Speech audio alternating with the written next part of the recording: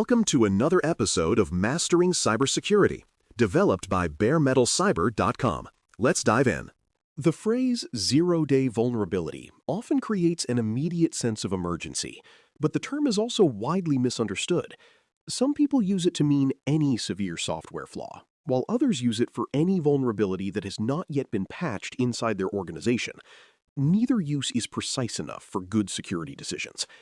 A zero-day is defined mainly by the defender's lack of preparation time, not simply by how damaging the weakness might be. The practical question is therefore not whether 0 days deserve attention, because they often do. The better question is how much attention they deserve, compared with known vulnerabilities that remain exposed, have working exploit code, and are already being used against ordinary systems. By the end of this episode, you should be able to explain what makes a vulnerability a 0-day, distinguish the vulnerability from the exploit and the attack, and judge why a familiar unpatched flaw may sometimes create the greater risk. A 0-day vulnerability is a software or hardware weakness that defenders and the responsible vendor have had little or no meaningful opportunity to correct before exploitation becomes possible or begins. The name refers to the number of days available for preparation. In the strictest sense, defenders have had 0 advance days to deploy a complete fix. A 0-day exploit is the method or code that takes advantage of that weakness, while a 0-day attack is the actual use of the exploit against a target. Those terms describe different parts of the same problem. The vulnerability is the underlying weakness, the exploit is the means of using it, and the attack is the harmful activity carried out with that means. The terms are often confused because public reporting may call the entire event a 0-day, even when it is discussing the flaw, the exploit, and the campaign at the same time. The 0-day label also depends on timing and knowledge.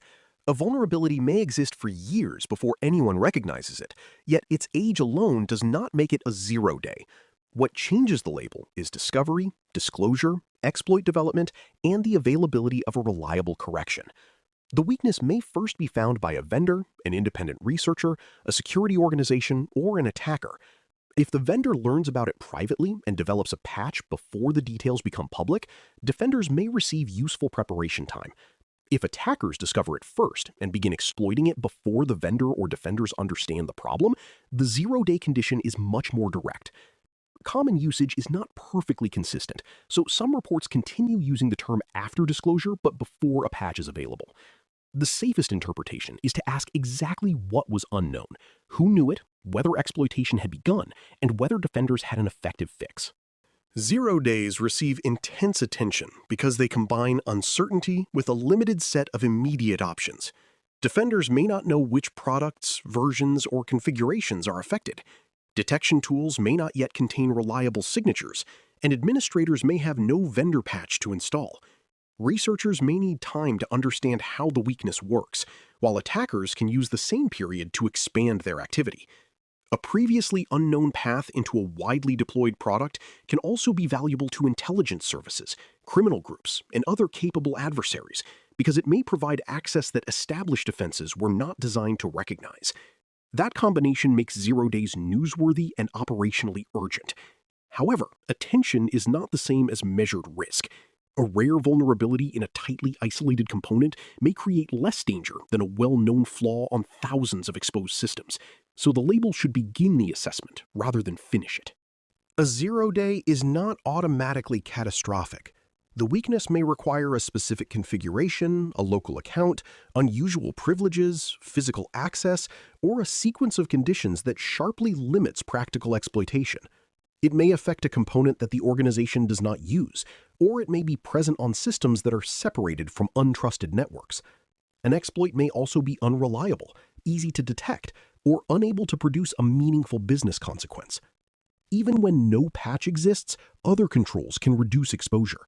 Strong authentication, least privilege, network segmentation, application controls, restricted administrative access, and careful monitoring may interrupt the attacker's path or limit what can happen after initial access. The absence of a patch is therefore important, but it does not mean the absence of defense. Security teams still need to determine what the vulnerability enables, what conditions it requires, and what valuable systems or processes could actually be affected. The hardest part of a 0-day response is often acting while the facts are incomplete. Defenders may need to identify affected assets before scanners or inventory tools have a dependable detection method. Vendors may issue temporary mitigations, such as disabling a feature, restricting network access, changing a configuration, or increasing logging. Those steps can reduce risk, but they may also disrupt business functions or create new operational problems. A sound response separates confirmed information from assumptions. Teams should verify product versions, exposure paths, privileges, dependencies, and signs of suspicious behavior, without treating every unusual event as proof of exploitation. They should also prepare to revise decisions as better information arrives. The goal is not to wait for perfect certainty.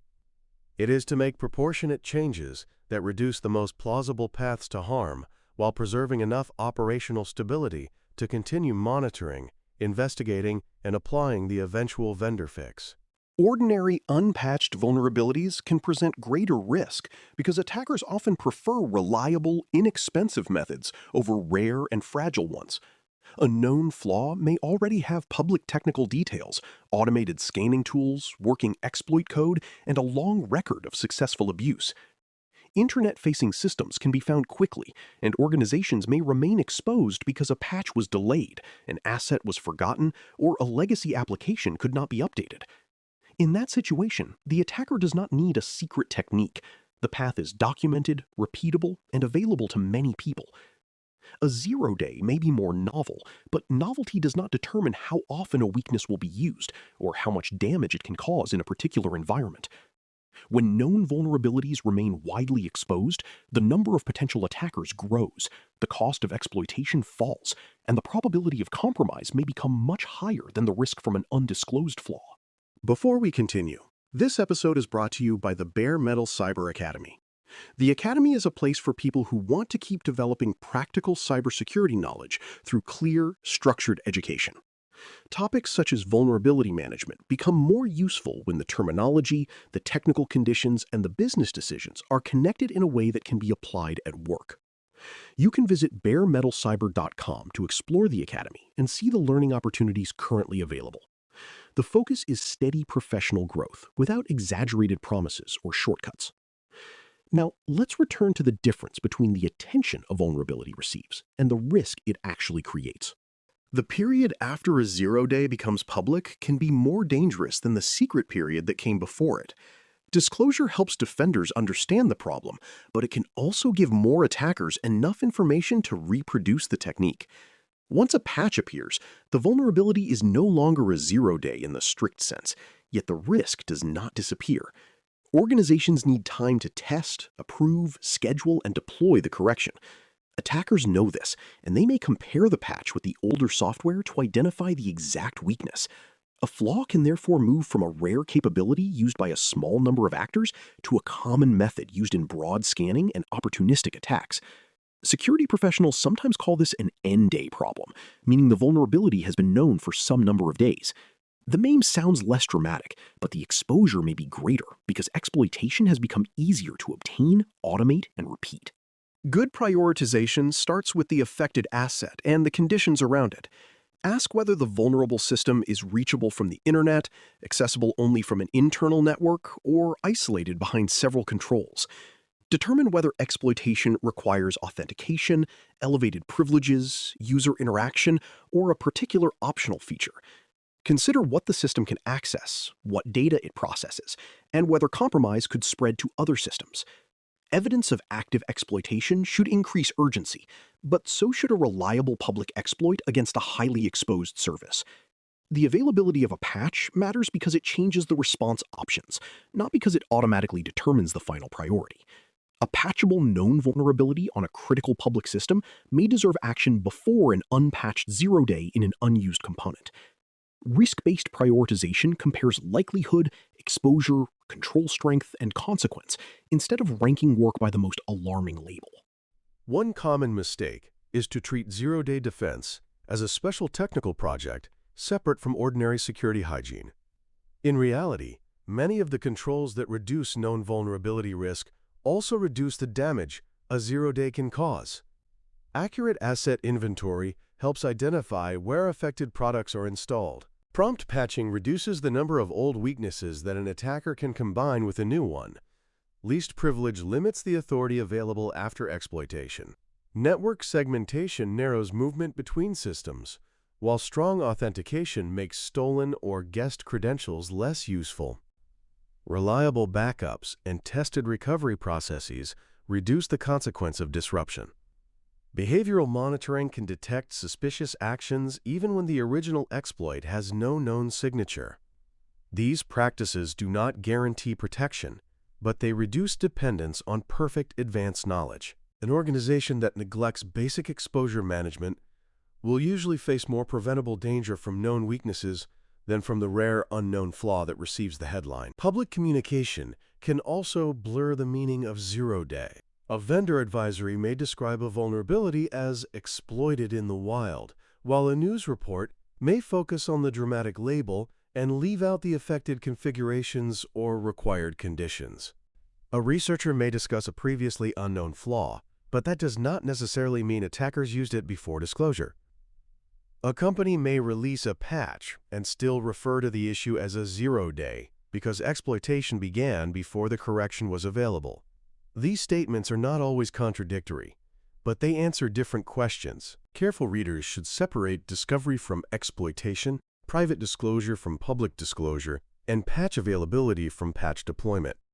The wording matters because each condition calls for a different response. An unknown weakness requires investigation. A known exploited weakness requires rapid containment and remediation, and an available patch requires deployment planning that reflects the organization's real exposure. Defenders do not need to know the name of a vulnerability before they can detect every consequence of its use. Exploitation often produces observable behavior after the initial weakness is triggered. A process may launch in an unusual way. A service may create an unexpected connection. An account may gain privileges it normally does not have, or a system may begin accessing data outside its normal pattern. Endpoint, network, identity, and application logs can reveal those changes when the organization has established useful baselines and retained enough evidence. This is why behavior-based detection complements vulnerability scanning. A scanner looks for known conditions, while monitoring looks for activity that may indicate misuse. Neither approach is complete on its own. The practical objective is to detect the attacker's actions, limit their options, and preserve evidence, even when the original exploit is new, unnamed, or not yet represented in a detection rule. A useful way to evaluate a suspected zero-day issue is to work through 4 connected questions in plain language. First, determine what is known about the weakness and whether a complete patch or only a temporary mitigation exists. Second, identify where the affected technology is present and how exposed those systems are. Third, look for credible evidence of exploitation, including vendor reporting, trusted security advisories, and activity inside your own environment. Fourth, estimate the consequence by considering the data, privileges, dependencies, and business processes connected to the vulnerable asset. Those answers should lead directly to action. A highly exposed system with active exploitation may require isolation or a temporary service change before normal patch testing is complete. A low-exposure component may be monitored while a safer correction is prepared. The label provides urgency, but these questions turn urgency into a defensible decision.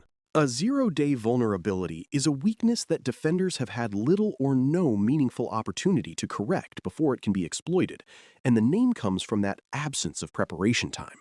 It receives attention because the weakness may be unknown, a patch may not exist, detection may be uncertain, and capable attackers may possess an advantage.